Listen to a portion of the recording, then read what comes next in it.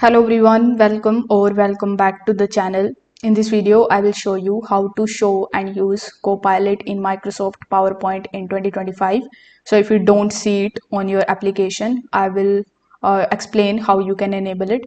So without further delay, let's get straight into it. So first of all, you need to make sure that you have the right version of PowerPoint that has the Copilot license enabled.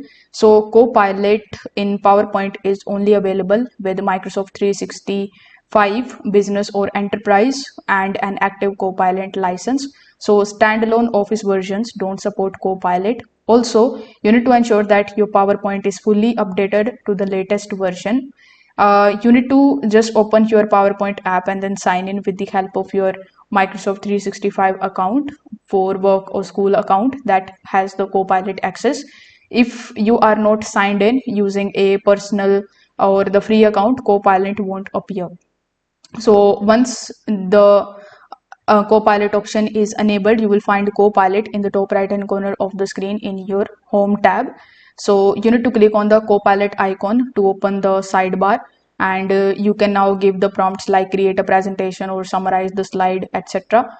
If you still don't see Copilot, you need to make sure that you are using Microsoft Office Copilot supported account.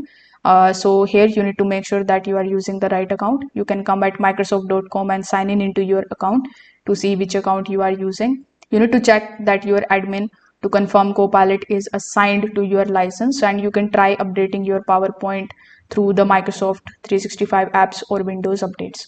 So if this video helped you out, consider subscribing to the channel and liking the video. Thanks for watching.